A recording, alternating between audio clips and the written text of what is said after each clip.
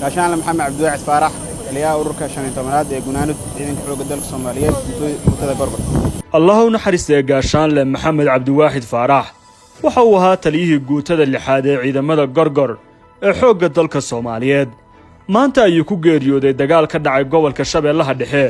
oo maalmihii u dambeeyay ciidamada xoogga dalku kula dagaalamayaan kooxda al-shabaab ee ka soo horjeeda amniga iyo deganaanshaha Soomaaliya warbixintan kooban waxaanu ku eegaynaa waxaanu ka naqaanay marxuumka la kulankaygii iyo aragtida aan ka qaatay waqtigaasi marxuumku waxa uu ku dhashay magaalada Muqdisho sanadku markuu 1991 sida uu is xaqiijiyay in qiraan mar kale ehelkiisu waxbarashadiisa ayuu ku soo qaatay magaalada Muqdisho waxauna maray dhammaan heerarka asaasiga ee waxbarashada ilaa uu ka baxay dugsiga sare ee Raagowgaas kagana gudbay darajo sare kadib waxa uu sheegay in gargaarka degdega ah uu ka bartay qaybta waxbarashada ee bisha cas ee magaalada Muqdisho dagaaladii Muqdisho ee 2008 maxamed waxa ka soo gaaray dhaawac dhinaca lugta midiga waxa uu sheegay in isagoo wax baranaya rasaas haba oo ugu tagtay goob uu ku sugnaa kadib dhaawacaasi waxa uu xaqiijiyay inuu ku kalifay inuu noqdo askari u istaaga difaaca dalkiisa qisada u shaqeynta dalkana waxa uu sheegay halkaas in kaga soo bilaabatay shaqada dawladda waxa uu ku biiray sanadkii 2009 xilligaas uu qayb ka noqday askartii ugu horeysay ee loo qaaday tababar dibadda ah waxa uu nasiib u helay dalka Suudaan oo ku soo qaatay tababar heer sare ah oo ciidan Atoosh Cabdullaahi Ibrahim waa mid ka mid ah saaxiibadii hayaanka nolosha ay ka soo wada bilaabeen marxuumka ilaa yaraantii oo ay soo wada koreen haddana ay ku soo wada biireen shaqada dawladda waxa uu soo ka walwalsan geerida saaxiibkiis uu sheegay inna lillahi wa inna ilayhi raaji'uun Allahu naxariisto gaashaanle maxamed cabdiwaaxid faarax waxaan is baranay 2006 xilligaas aan iskuul ahaan iskuul yiraahdo Raagowgaas Allahu naxariisto maxamed cabdiwaaxid iskuulkaas waxaan isla dhameynay darajada waxbarashada heerarkeeda kala duwan oo ugu dambeysay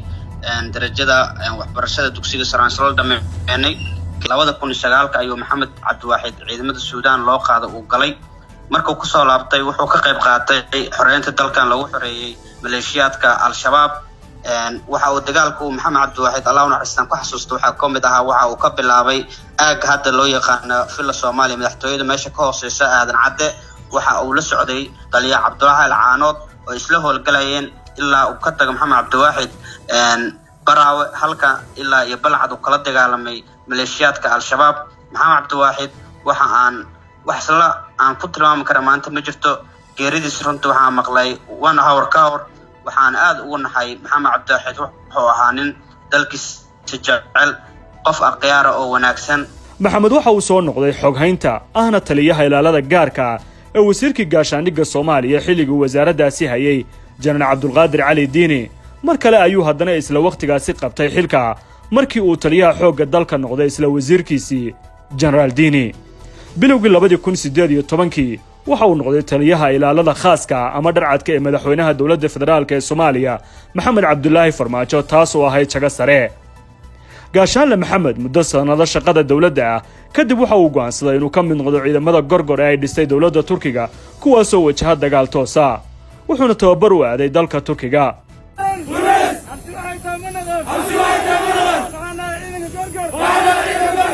muddo bilaha oo ku qaatay mid ka mid ah tababarada ugu adag xilli uu dhammaad ahaa tababarkiisa isaga iyo saaxiibadii guutada lixaadna ay ku faraxsanaayeen inay maalmo kadib ku laabanayaan dalkooda hooyo ayaan kula kulmay aaga tababarka Isbaarta waxaana dhex martay sheeko aan duubis ahayn laakiin markaan ogaaday maanta geeridiisa igu qasabtay inaan xasuustayda dib u celiyo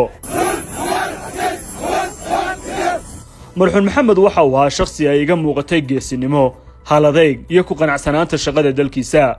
waxa uu bartiisa Facebook oo maalmahaas uu fasax u helay inuu isticmaalo uu iga tusay sawirrada isagoo gudanaya waajibaad qaran labisan sugayana amniga madaxweynaha dal isagoo ka howlgalaya meel ka baxsan dalkiisa Soomaaliya markaas waxa uu igu qanciyay inuu ka tagay shaqo ka mushaar iyo nasiino badnayd midda xilligan uu diyaar garoobayay waxay ahayd xilli qabow ah baraf daran uu dhacayay haddana kama aysan reebin inuu tababarada qaato maraan weydiiyay ujeedada ku kaliftay inuu shaqada madaxtooyada uga tagayna wuxuu igu sifeeyay inuu doonayo in dalka laga xoreeyo kuwa amnigiisa diidan dadaalka hagaajinta qaybta uu ka qaadan karana ay tahay inuu qoriga qaato wuxuu ii sheegay in qof kasta mas'uuliyadda qayb leeyahay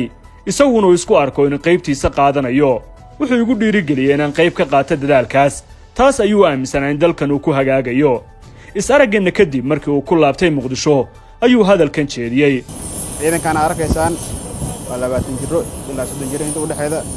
waxay u diyaar garoobeen difaaca dalka iyo dadka iyo midnimada ummadda Soomaaliyeed waa ciidan dhalinyaro waxay diyaar u yihiin inay ka cirib tiraan cadawga ummadda Soomaaliyeed dhibaatada ugu baan ku hay wuxuu u muuqday dardaaran uu siinayo dhalinyarada Soomaaliyeed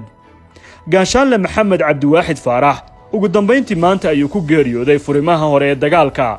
oo uu ciidan u hogaaminayay ay kaga jireen howlgal xoreyna maalmihii ugu dambeeyay gobolka Shabeellaha Dhexe jidkii uu doortay ee uu aaminsanaa markii aanu kulannay ayuu qaaday maxamed ugu dambayna naftiisa ayuu u hubeeyey dalkan dagaalada iyo burburka dheer ka soo kabanaya ilaahay idinkiis ciidankan aad arkaysaan waxay ku dhawaaqeen cod dheer u diyaar garowgooda inay difaacaan dalka dadka iyo kheyraadka inta in ka badan waxay diyaar u yihiin inay ku adkaystaan goobaha dagaalka